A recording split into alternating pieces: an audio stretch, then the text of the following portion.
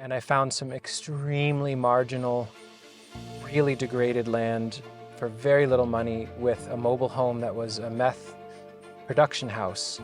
And the absolute best seeding, which is what they say in bio, is you plant about 3 to 4 days before full moon. You put the seed in, because that failed abysmally, like spectacularly. 0% worked. I'd really dissuade you from doing that. If you had to start again today knowing those things, what would you do different? Hey Stefan, are you ready for today's episode?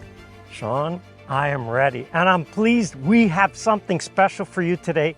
If you have a small space, if you hope to put in fruit trees in the future, if you want to save money, man, there's so many pieces, tidbits, tricks, tips for you today. I'm pleased to have Sean Dumbrosski from Edible Acres today. We're in his Edible Acres, surrounded by food and fruit trees, nursery, production nursery. Wow, Sean, this place, we did a tour. You'll have to catch that on the channel, but boy, there's so much here you've got going on. So many great examples, so many techniques in action here. Thank you. How did you, this didn't just happen. Give us a sense of your kind of journey to get into this. Well, I mean, I could zoom all the way back out and talk a little bit. I mean, my childhood, I think, had some informing for me of, so I grew up in northern New Jersey in a suburban context, near Manhattan, actually, near the city.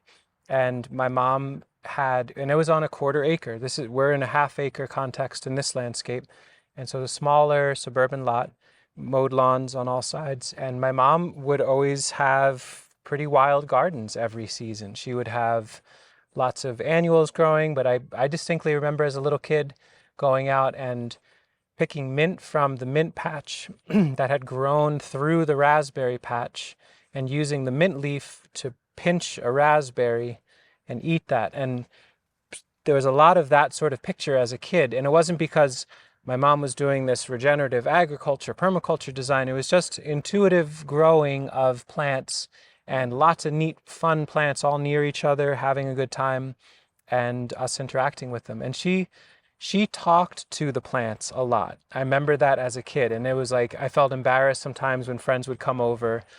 And then as an adult, I look back on it like, that actually really helped me enter into a more intimate relationship and to feel a little bit more like in it, rather than I'm doing this thing to the landscape, or I'm having these plants do this task for me, and more like there's all these cool friends all around that I'm hanging out with. So I think that laid the foundation. And then in my early 20s, I thought I was going to be doing computer graphics and art and that kind of thing. And I instead met an older guy in his 80s who encouraged me to actually focus more on farming. I'd been doing lots of gardening and guerrilla gardening in Trenton, New Jersey, planting potatoes in the middle of city parks and mint along the waterways and things. And he encouraged me to think about like really focusing on it. And it helped push that. And I found some extremely marginal, really degraded land for very little money with a mobile home that was a meth production house, and bought that for less than the cost of a car and started farming. Cleaned up the home that was in really rough shape and cleaned all the burnt trash and the broken glass and all the toxic stuff in that landscape, and started just repair, like doing the work, and then learned about food forests and permaculture, and all those concepts came in a few years after starting that work.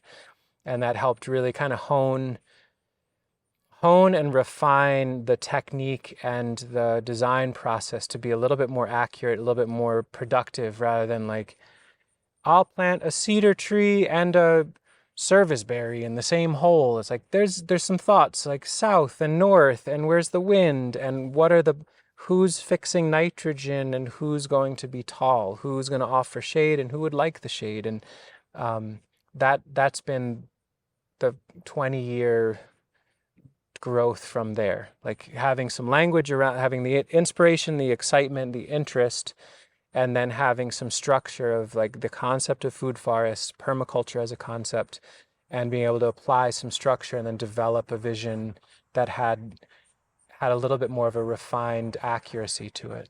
You remember when you first heard the word permaculture? Where? Yeah, I mean, it might have been around like 2007 or so. I remember, so I went to a food forest weekend workshop with Dave Jacke, Okay. who had written Edible Forest Gardens. He had just finished writing that at the time. And it was a weekend long workshop that was a very intensive introduction to the concept of food forests. And I'd already been planting lots of trees, lots of shrubs, lots of herbaceous perennials all over. Tomatoes, I'm going to plant them and let them grow on an apple tree. The idea of integrating plants and structural complexity already felt very comfortable and very right to me. And that helped really hone it to be like, yes, and what if there's this actual structural, like I was planting things, I wasn't even orienting them north-south. So you were going on, just makes a lot of sense to Yes. do the way you were. It's more of an intuitive approach that this makes sense. You were, well, were you looking, hey, if I look to nature, there's all kinds of plants growing next to each other? Or was it just, yeah, let's just try this. This feels right. And yeah, well, so today's a really hot day and we're doing this, we're sitting in one of the shadier parts of the garden. There's some full sun parts. I think, I don't know if it was an aha moment, but it just, every time I would go to a farm that was an open field, full, not monoculture, not sprayed, but just a good organic annual crop farm or a nice young orchard or whatever it was going to be. In this time of year, July, August, when you can go and pick and all that, I found myself almost every time going to the hedgerow and trying to get into the shade, where in our area, maybe it's black walnut growing with wild grapevines growing through that, some wild elderberries, tons of black-cap raspberries. But the important part was I was in the shade and I was, like it was cooler, there was lots of mulch. And so if it rained the day before, there was evaporation and a cool breeze that would come off of there. And I found myself finding more food in the hedgerow. I'd find oyster mushrooms on the dead poplar logs that were there and all these different berries, and there'd be more birds, and then there'd be more bugs and more creatures, and there's just more activity, especially in an open annual crop field for sure. But even in an early succession, early orchard, the hedgerow was where I always wanted to be. And it wasn't so much that it dawned on me, it just was naturally going to go in that direction, that all the planting I do moves everywhere towards a hedgerow.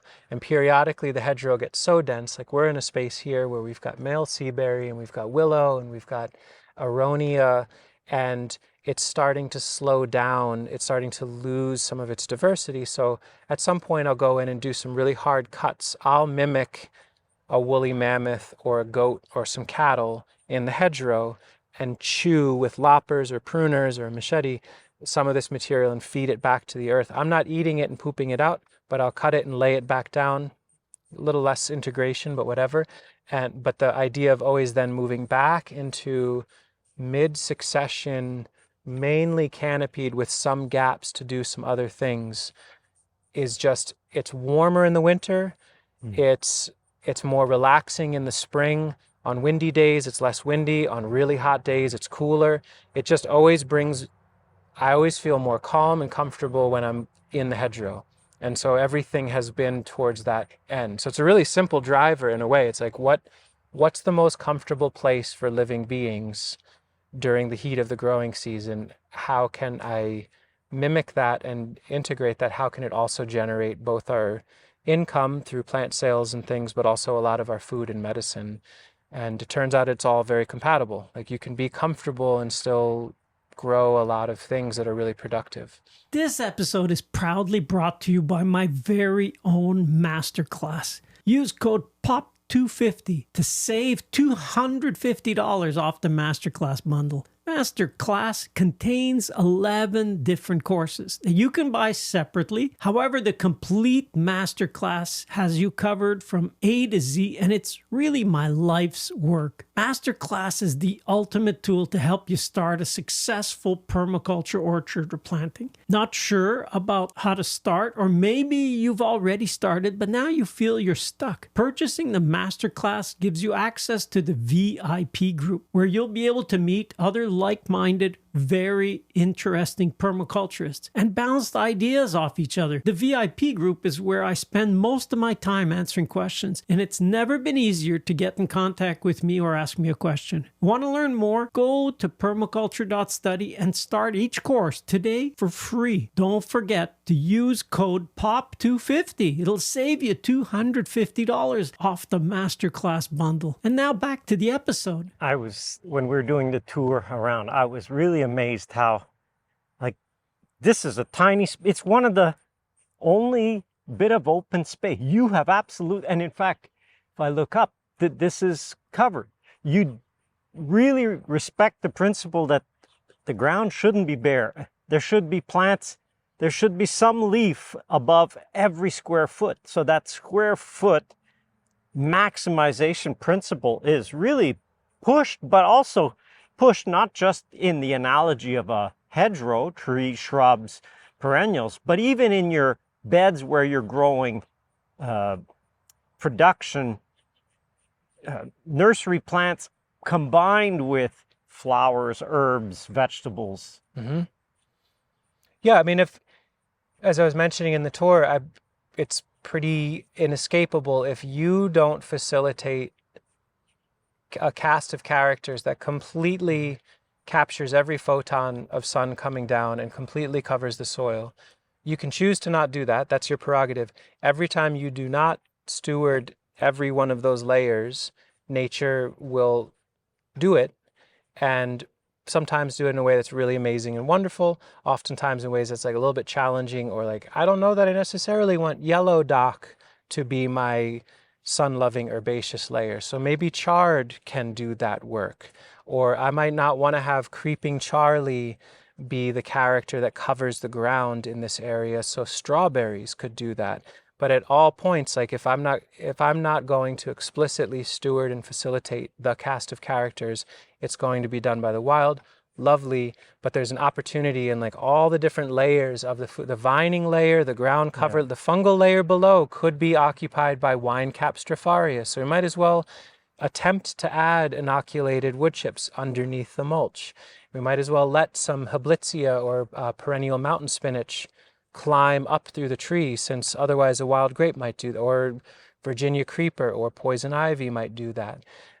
So not as though those plants are bad, but it's just nature's continually demonstrating what is absolutely inexorably going to happen. And I'd rather not fight that constantly. I'd rather say, okay, I agree to your design principle, and I will try my best to facilitate also that picture. I'll add as much as I can in that way. I've been really struck by how sharpened your sense of observation is. I mean, you're in the, I don't know if I'd even say the 1%. You're definitely less than the percentage of 1% of people who has a real acute sense of observation.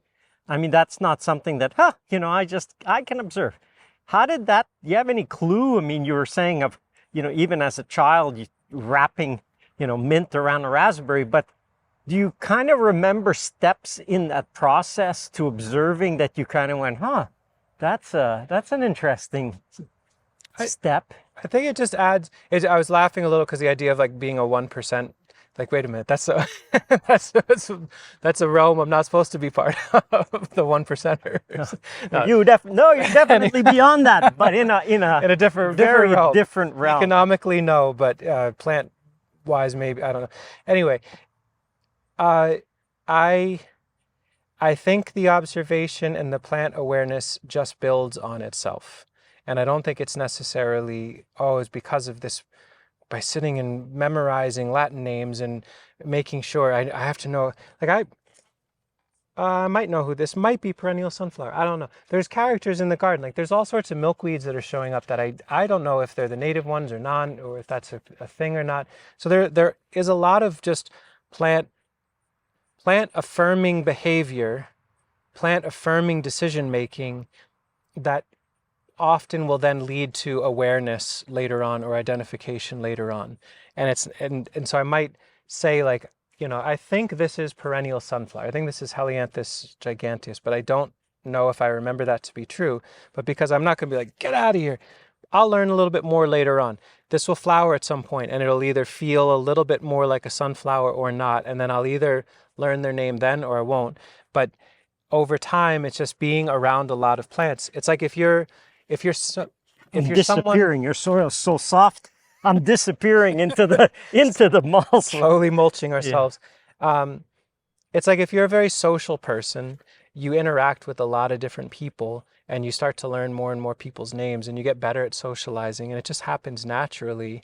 Like any realm, the more you want to do it, it just starts to happen naturally. So there's not like some neat, oh, if only you have this book and if only you practice this thing for 2 hours every day, it'll happen. It's like every year I like to try to learn a handful, some number of new plants. I'd like to try a new perennial. Maybe like canna lily showed up as this tropical, interesting root crop that makes a beautiful flower.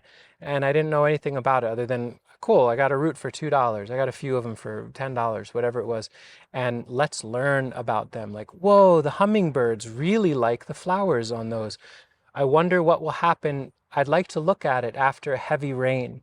Did it bring the water into itself? Did it shed it? Does parsley like growing around it? Can it be strong enough to have cucumbers climb on it?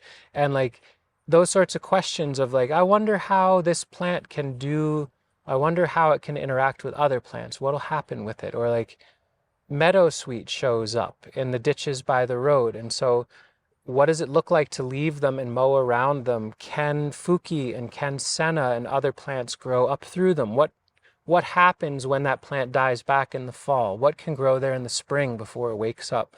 And like just having those kind of questions all the time. Like it's coming from a place of wonderment, like thinking, "Ooh, these plants are so neat. I wonder what's next," you know? And I think if you're in that realm and it's fun and it's fascinating, then you kind of learn more as you go. But it's been like 20 years of that, and it has added up to something where I can speak to it a little bit. It wasn't like in 3 months of this extreme thing, I now am able to do blah, blah, blah. It's like, no, pretty much half my life, most of my life, been hanging out and doing it. And I kind of know some stuff now. And maybe when I'm 80 or on my deathbed, I'll have some neat ideas to really share, you know? It's like I'm in the realm of novice, intermediate, cusp is what it feels like at this point. The more you know, the more you realize, well, I don't know a whole lot, but it's your approach. So like you were saying, you have a childlike curiosity. You're just a big kid at heart when it comes to relating to plants. You're always questioning, you're always curious. And that curiosity is an excitement in that it's like, wow, this is exciting. This isn't you. And you've got that sense of wonderment, which helps a huge amount for observing, because you are open. You're not, well, that's that. Right. That's a bad plant. That's it. Right. I don't want to see that. No, you're open to, tell me more. You know, what else? Where else? How else? What conditions? What happens if I cut this plant here now?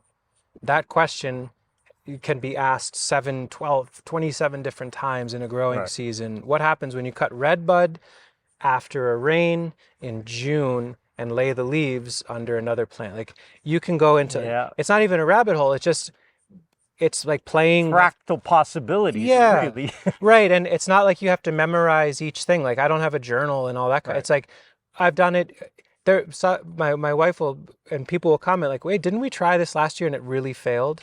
And I'm like, yeah, I think so, but I don't remember it failing. And I bet if we try it again this year, maybe it'll fail a different way, or maybe it won't fail because now it's been raining a bunch and it's been hotter and I don't know. My garden has evolved by a year and it now is more open to that possibility. Right. So let's try it again and not say we have to try it and it has to work, because if it doesn't, we're really in trouble because of doot, but rather we've got baseline practices that we feel are very reliable and stable and steady. Our food, you know, growing potatoes, growing garlic, growing cuttings from, you know, growing hazelnut from seed are some things that we have like pretty good baseline, solid competency and reliability on. And so then there's room around that to add in additional or to play with it so that it can stay novel and maybe reveal actually this way of planting. So the hazelnuts will go in an air prune box and we know that'll work. We'll hold them this way in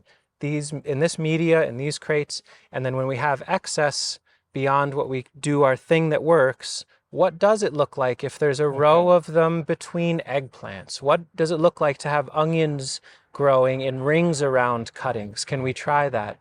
And that keeps it actually feeling like each year is actually really it's very hard work. It's sometimes very stressful, very draining, but it's actually, it remains novel and interesting. So it keeps my head in the game too. Like it actually, I'm trying to be engaged.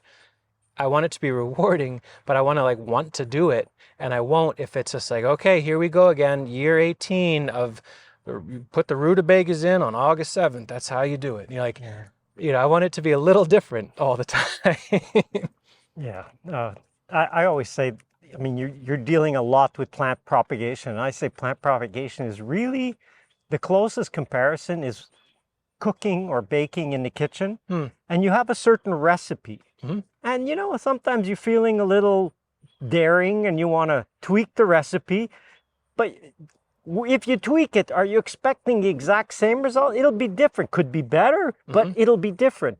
And so I always say, look, like you said, these boxes, when they're full, now the rest you tweak, those you experiment with. But once you've got a recipe dialed in, now, okay, I want to propagate so many plants, use your time-proven recipe because it works. It takes a while tweaking to get to that. And that's what your 18 years of tweaking, really.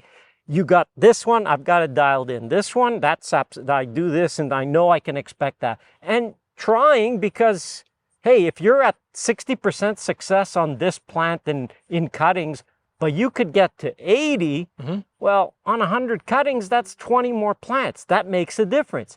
So yes, use your 60 because you know you can expect 60 plants, but try something new, sure. Well, and also, I'm in my mid 40s. The work that I'm doing is it can be physically pretty intense, digging trees and all that. So and we were talking about this earlier, if I don't start designing, so I'm constantly trying to design succession, right? I'm trying to design like relationships of plants and something that is meaningful and functional and playful and novel and interesting and actually resilient and does things too. That design has to be applied to my own life, to our lifestyle. And the thing I think I'd be able to most offer in the future, when physically it's a little bit harder to do really intense digging and that sort of work, would be knowledge and awareness and experience. And I'm not going to have a very wide range of experience that makes me actually valuable as someone offering that unless I've experimented enough to speak to that. If someone comes to me and says, okay, this year I want to do garlic, I'd like to integrate plum seeds in our garlic rows to grow out as a nursery. Because I've experimented with that, I can speak to how that works. And like, oh, it's actually interesting. The voles, I was surprised to see the voles particularly looked for the plum seeds, and they ate a lot and they rearranged a lot. They moved them around more than the nut trees. I don't know why, but that was my experience. If I didn't do any of that experimenting, I'd be like, I don't know, try it. Maybe it'll work. And then how could I ask for any compensation for that? And so the more I can be like, yes, here's my direct empirical experience that I can share with you, not as a prescription of like, I did it and I know it works, you better do it this way. But that had this result in this context, it felt very promising, I'd encourage you to try it. Or that failed abysmally, like spectacularly, 0% worked, I'd really dissuade you from doing that. Then I feel like I actually start to have something, an elevated offering and something that's unique. Like not everyone necessarily can speak to how each of these different seeds cold winter stratify, what their requirements are, how they want to break dormancy or are willing to, what conditions they grow in, what their boundaries are. Like you can get away with this much dryness before ... dies. I've definitely tested a lot of that, and I can speak to what plants can handle prolonged drought without intervention and what definitely will pass away.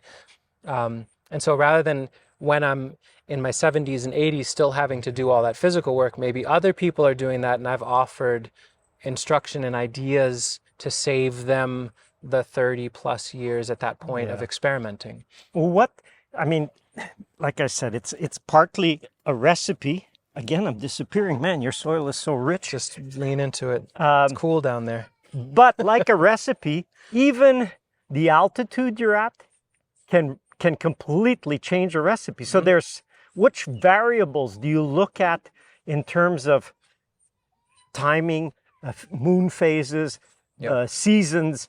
Like which ones, they vary probably by plant, but which ones are you kind of the most aware of when you're looking to do propagation in general? Let's just take seedlings as an example. Yeah, it's interesting to mention the moon phase stuff because for quite a long time, I've definitely had awareness, like biodynamic principles and concepts for farming. I had awareness of that.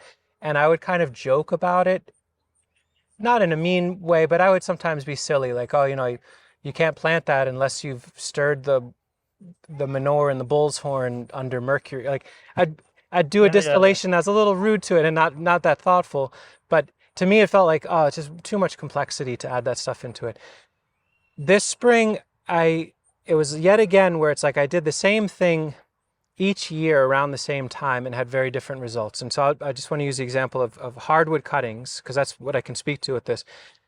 A couple of years in a row, male sea buckthorn, which is in some ways is like the holy grail of propagating, because everybody really wants that plant. That there's definitely not enough of them available. Certain diameter seems to do better than others. Bottom heat for hardwood cuttings is critical. One year I'll get 5% success. Same diameter, same length, same bottom heat, same time of year. Another year, this year we got 80 or 90% success. And I finally looked at the moon phase, and it was a waxing gibbous when those cuttings were taken. And so then we had notes of like when we actually took the cuttings.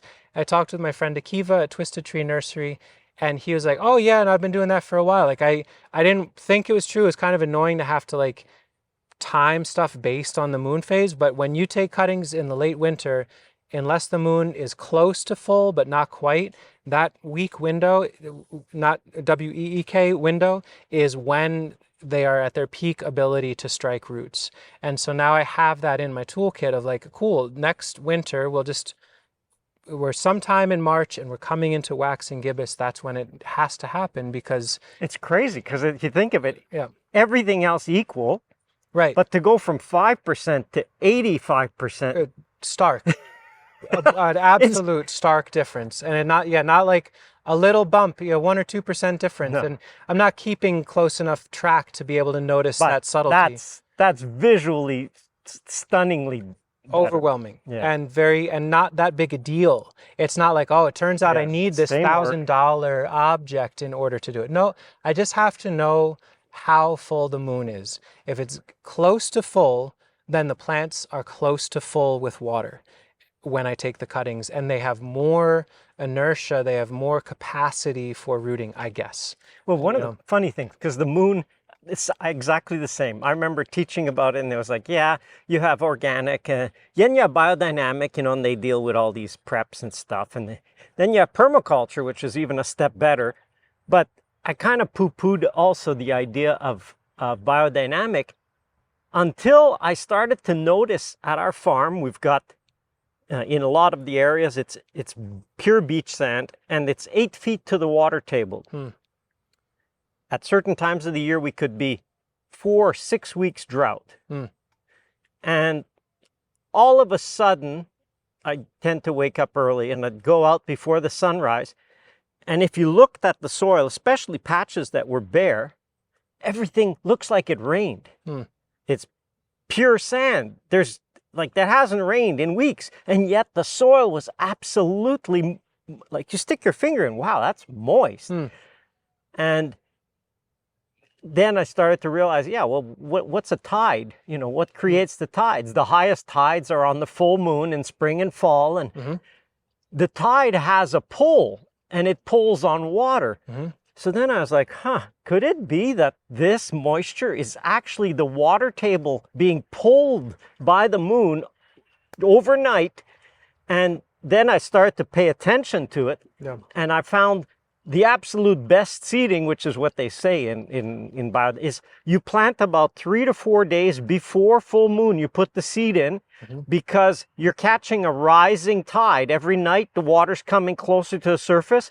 Then when it reaches that it's at the surface, you got 3 or 4 days where it's moistening. So that seed that's in the ground gets moistened, germinates, and then you have a decreasing tide, and that root is chasing that moisture, and it gets a super well-rooted plant. Now, I was looking at the areas if we had tilled something in the garden, and it's like, wow, how come all of a sudden it's just solid green of weeds with no watering, nothing? And it's like, it makes total sense when you're suggesting then taking a cutting just before full moon. Well, what I've learned over time is not to say, because of that observation, now I know that's what you better do. It's just, hey, here's another observation. Because I've definitely learned from an ego suppression standpoint, and just to be careful and to be aware of just so many variables. Here is yet another observation to put forward. And so what I would say is, if someone's starting specifically wants to root hardwood, dormant, difficult to root woody plants in the spring. Just explain to people, so we've got, and those who are listening, just visualize it.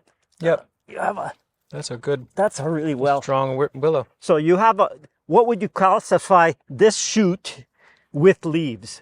Yeah, so we're in mid-season softwood. Softwood. Right, so this is very active, vigorous green growth. And what we just cracked off is willow. Willow's not one where I have to know the moon phase. If it's a cutting and there's some water around it, we'll root. In fact, we use willow cuttings to facilitate rooting of other plants because they have so much rooting magic that they I don't know the science of it, but the energetics, the feel of it is they produce so much abundance of rooting desire and capacity that it bleeds out and supports other plants that are harder to root. So willow's a rooting ally. They root for everybody.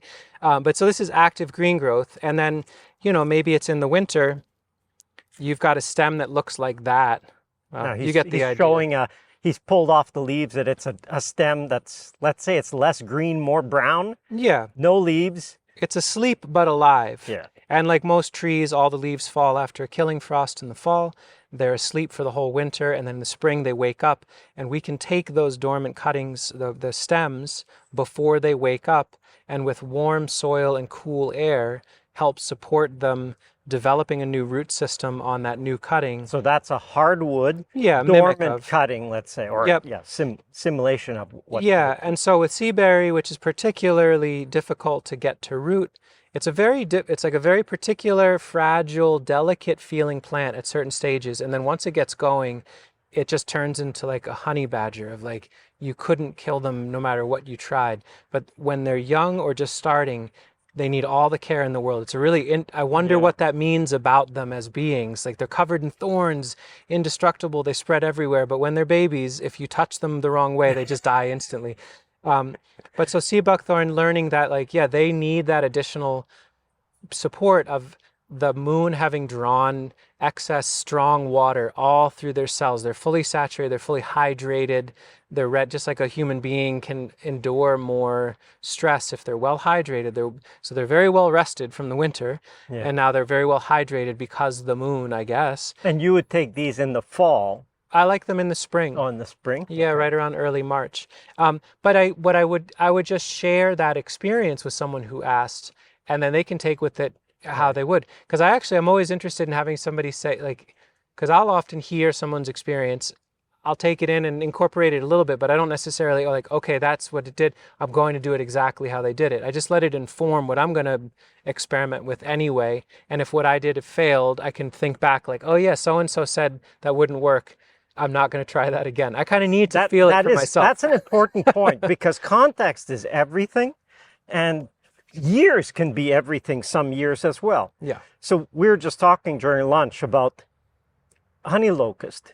And if you were saying your experience has been that if you prune it in the fall dormant and you prune it hard, that it will send epicormic shoots just that are spines. It'll send its spikes out as if a mammoth came around and ate the thing to a post. and that, wow, to defend myself so I don't die from the next herd of mammoths that come by, I better send out these nails. It's basically nails. We were talking about how they had been used as nails in the past. But I did the same thing. I pruned them hard last fall, but I hadn't noticed. I'm going to have to really go and look carefully because I hadn't noticed. Yeah. So that's, you know, It's nature instant. keeps you humble because when you think you know, you go, well, you know, that was your experience in your situation, in your year that you tried that. So yes, it's a recipe. Keep an idea of, for you, try that and you have a higher likelihood, not a guarantee, but have a higher likelihood that it will work. Yeah. Have you had examples where you go, okay, I'm going to use this system, it works really well, and like nothing, what's going on? Nothing happened. I mean, I have had so many extreme failures. I mean, I think of Are it, they failures? well, no, or, you know, things that what's the right language for it? Things that attempts that I've made where I was very sure or very hopeful, whatever the right wording is, that I thought this would work and had zero success. Most recently, we worked up a block. So we farm this landscape, which is a mainly canopied food forest. We farm another space, which is moving towards like real overstory tree food forest. And we have an open field that we farm. And that's where we do a lot of our like potatoes, tomatoes, garlic, things like that. We worked up a bed recently, disturbed the soil with a rototiller because I'm not going to only do one thing or another. Like once in a while, soil disturbance in order to establish seed beds is for cover cropping or for certain aspect. Not as a constant thing, but something once in a while. It's maybe a better way, but that's what works for us. So I opened this bed up and sowed it to Amorpha fruticosa and Senna hebecarpa. So river locust and senna, which in the past have been absolute solid seeding plants. Like you soak them in warm water the night before, you sow them out 100%, 98% minimum every time. And it was a little dry, so I opened the bed, put down thousands of seeds, stepped them into the soil, got a little soil on top, lightly mulched with hay, all the stuff that's normal. Rain came, 0% germination, and I couldn't tell you why. I mean, it could be, again, I should look at the tag and like, is the moon cycle very much indicative of those particular plants? Other plants we sowed the same day worked. And so there's all these mysteries that keep happening too, where I expect a thing to do a thing. It does absolutely not that at all in any way, shape, or form. And I couldn't actually tell you why. And so that's part of why I need to try it again. Like next summer, I'll try senna and river locust, where we'll work up some soil, use it as I think it was a garlic bed or a weedy bed, and we were just trying to transition it into something productive for the rest of the season. But I should also try it again in the spring, because that's where I got the feeling of them being reliable germinators. And maybe they actually, it's interesting, I'm coming to this now. I just recently sowed a bunch of sweet peas and got 0 germination. And sweet peas, river locust, and senna are all Fabiaceae. They're all nitrogen fixers. They might actually not germinate when the soil is above a certain temperature. And that's something for me to look into, because the sweet peas, they blasted off in the spring, and it was flatline 0% a few weeks ago. I wanted to grow them so we had fall sweet peas, but we'll have beans.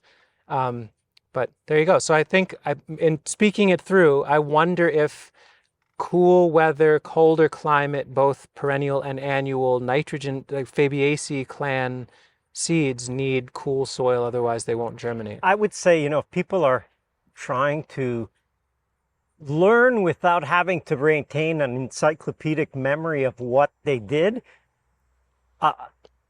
you don't journal, I guess, about what you did when you did. I have the YouTube channel is kind of like a place that's where a way how you document. Yeah, Okay, it's useful for me too. I'll go back to a 2018 video to remind myself how I did a thing. That's a cheat code. That's a cheat code. It works for me. It's a way that works. If you're someone you're doing this on a home scale, even as a small farm scale, being able to note some of those variables will give you at least a clue of why it worked, why it didn't work. Dates, phase of the moon, like a date really doesn't mean much, because, for example, in our case, it's May 20th is the average apple flowering date. But we've seen that that's plus or minus 15 days. Right. So we can have May 5th full bloom, and we can have June 3rd full bloom.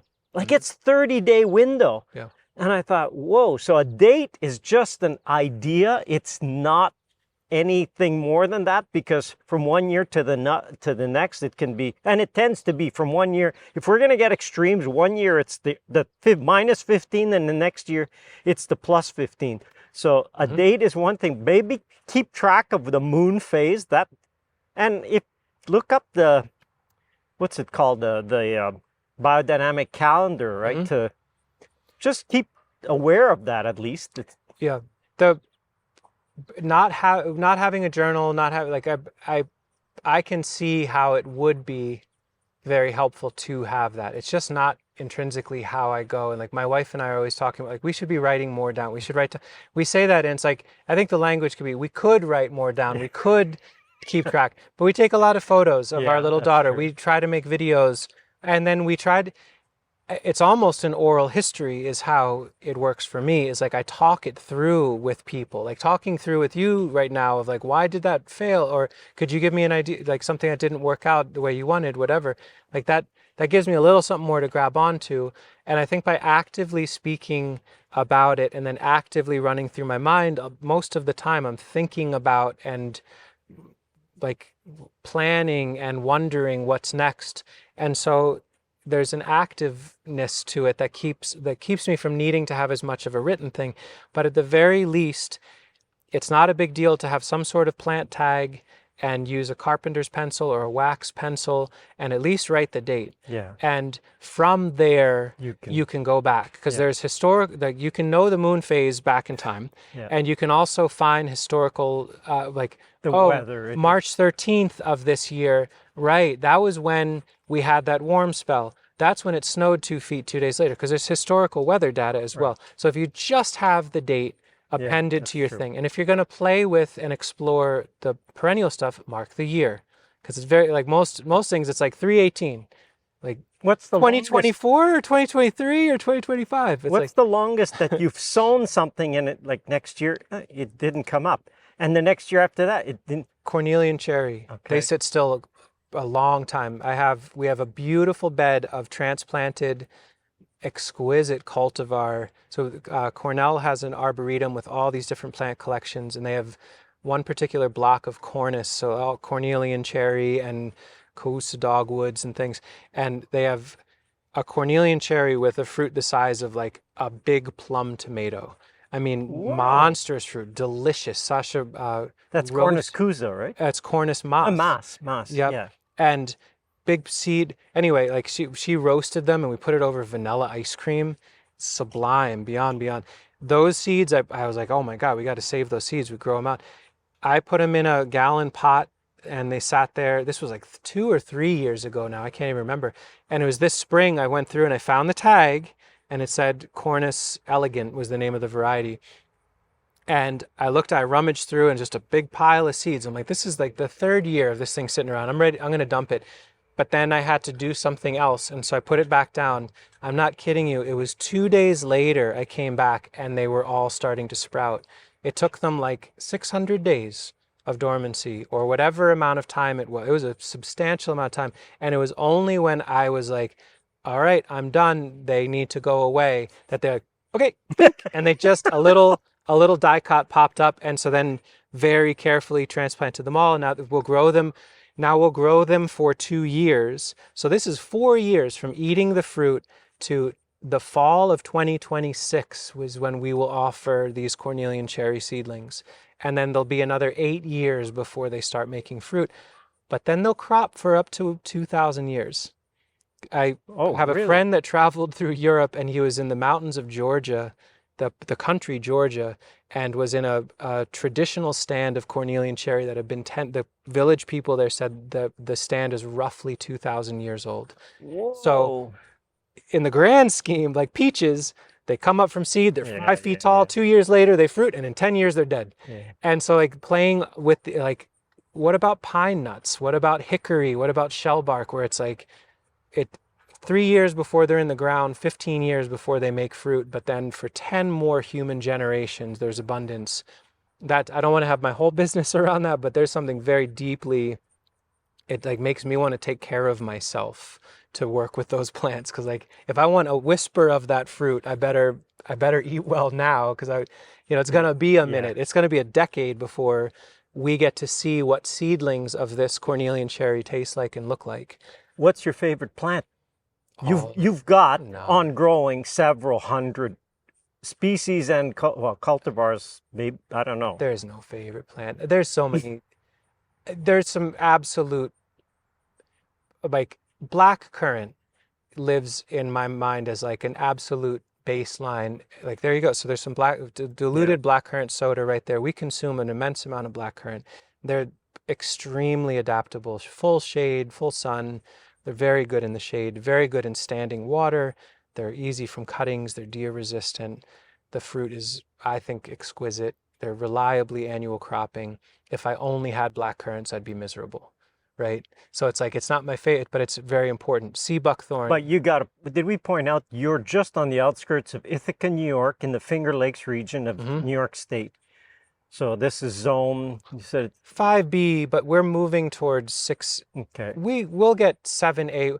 We're moving towards probably, the trending is we'll be West Virginia climate within the next 10 to 20 years, pretty steadfast. So then jujubes and cold hardy pomegranates and figs and different varieties of grapes start to enter in as possibility, and turmeric and ginger outdoors starts to become a thing. And we're trialing all of those. That's why I'm speaking to them as like turmeric every once in a while can overwinter here now. Ginger can almost overwinter here.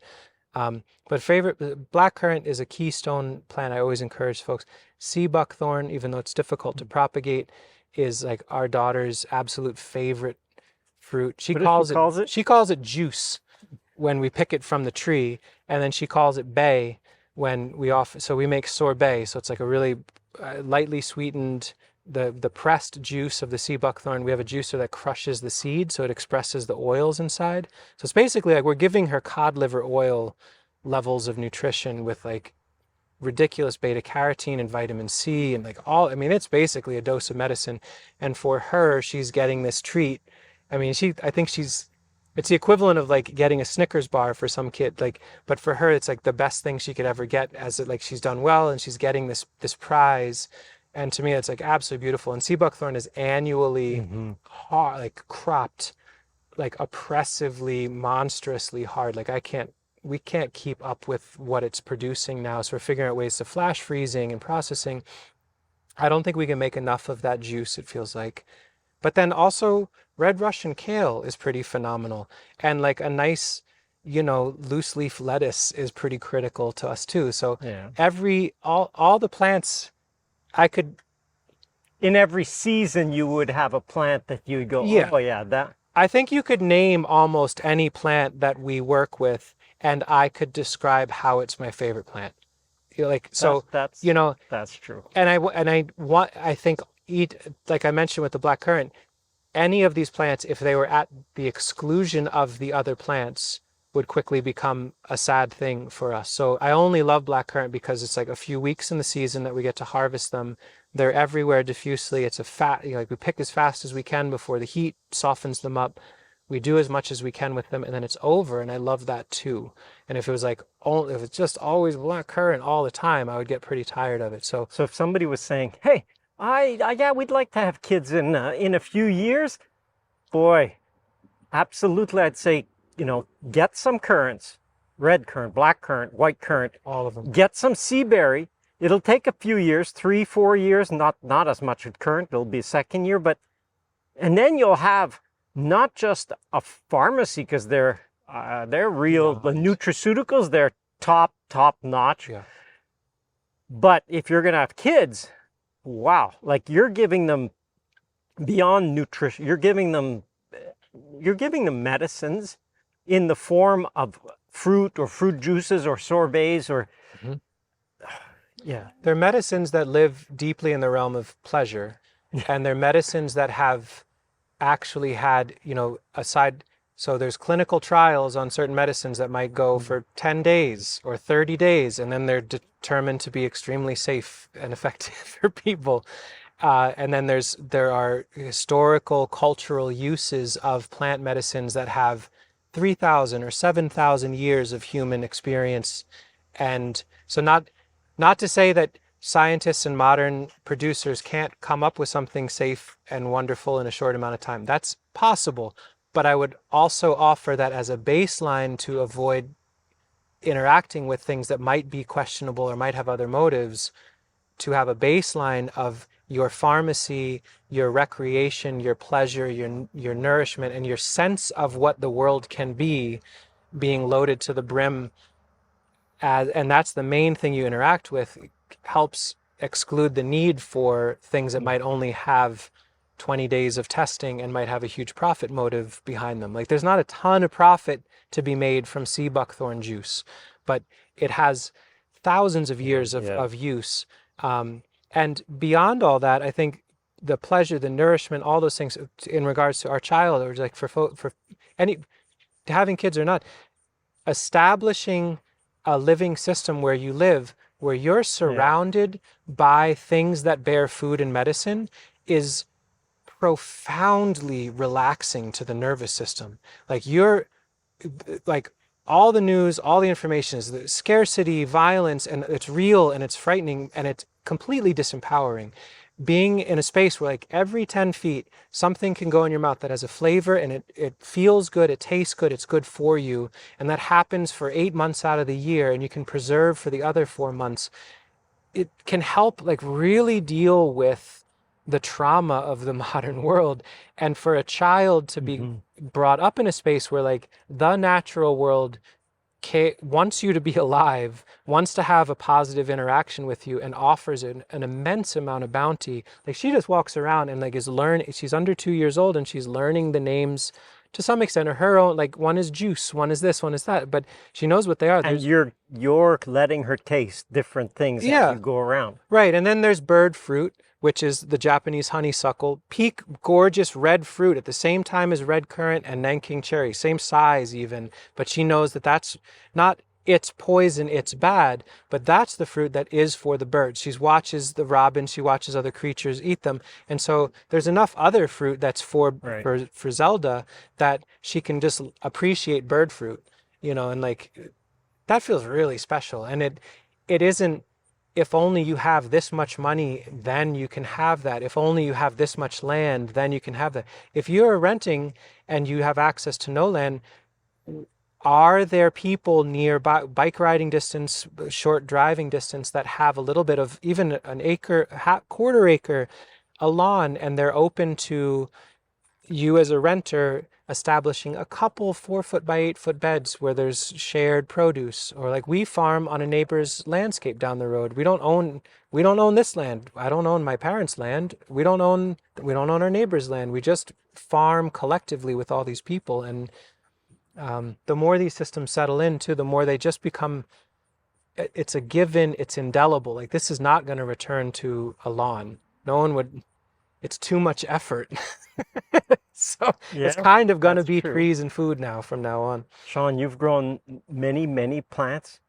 If somebody has a small piece of land, but they would be interested in, maybe I should try multiplying, propagating a few plants, would you have some plants that they should try in a certain technique so that it's empowering, because they go, that worked really well? Yeah.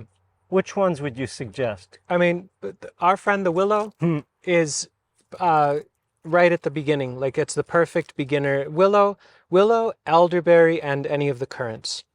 Equally, in my mind, willow a little bit stronger, but even fully green in the heat of the summer, they tend to root. But anytime in a cool climate, cold climate, from November until April, so long as the ground isn't rock solid frozen, you can take sticks of very varying length and stick them in really rich soil, or kind of pour in standing water or not, and they tend to root and grow.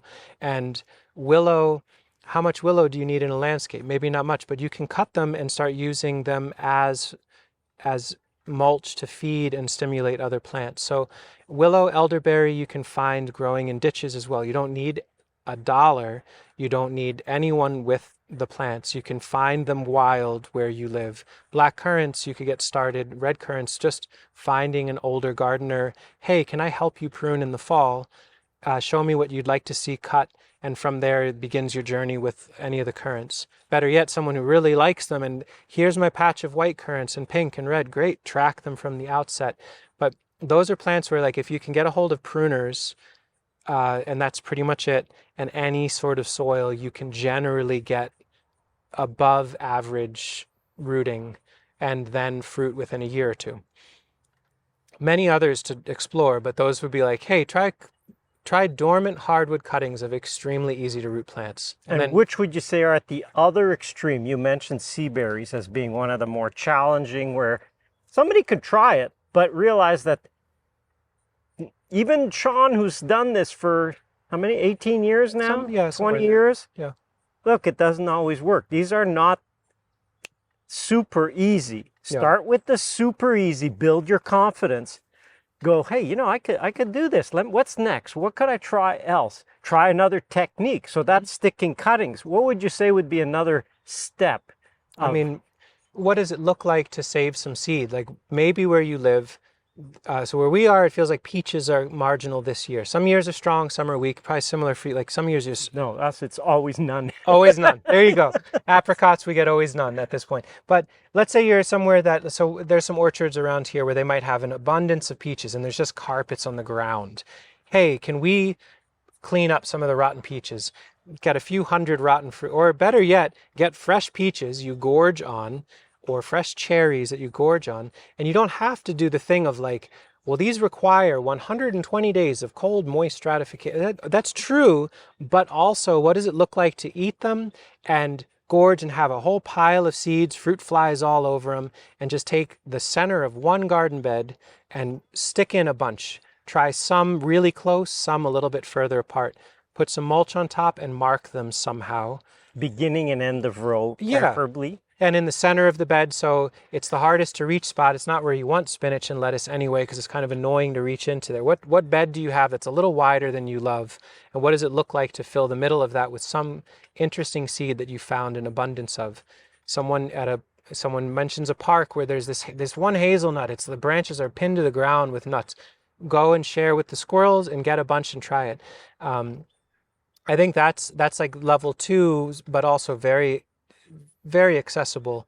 And I think within all this is to remember we're sold on the idea in society in general that the thing is to like come up with an idea, get really good at it, be a master at it, and excel and instant win kind of thing. And in the natural world, if we look at any plant, so like sugar maple, this is the one I think about, is like they might, I don't know what the numbers are, but a big mature sugar maple might cast many, many, many thousands of seeds out into the world in the fall.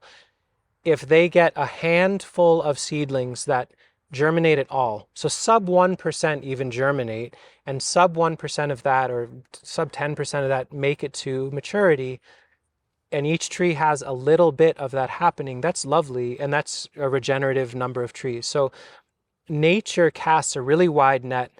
Spider might carry around 1,000,000 babies and 20 make it.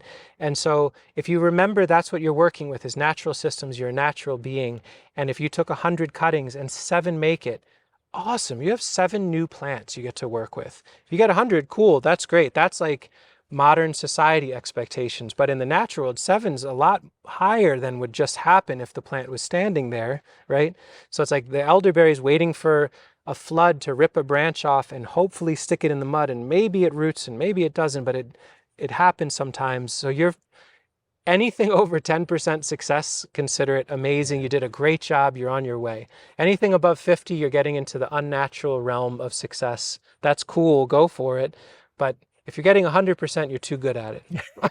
you gotta try. Get swollen head on that one. Yeah, nature casts a wide net and seems to be pretty satisfied with a low rate of return. It's just happening so much that everything fills in. And so if we're part of that and we remember that when we're doing these experiments, it takes a lot of pressure off of, oh man, I filled this whole flat with seedlings and all I got was 5. That's 5 more than you had when you didn't try. Sean, you've been at this for a while. Knowing what you now know after those years of experience, if you had to start again today knowing those things, what would you do different? Probably a lot of, I mean, there's a lot of plants that are like in wacky places that are now big trees, and so I'm just leaving them and just work around. Like there's chestnut trees that are like very established. I'm not going to cut them down, but a lot of tree placement, northern pecans and, you know, hickories that like definitely are not moving 15 years later. But even then, I feel like it's okay. They can be cut if need be. If it really becomes untenable, we can cut them and it's firewood and they can regrow and we can manage them that way.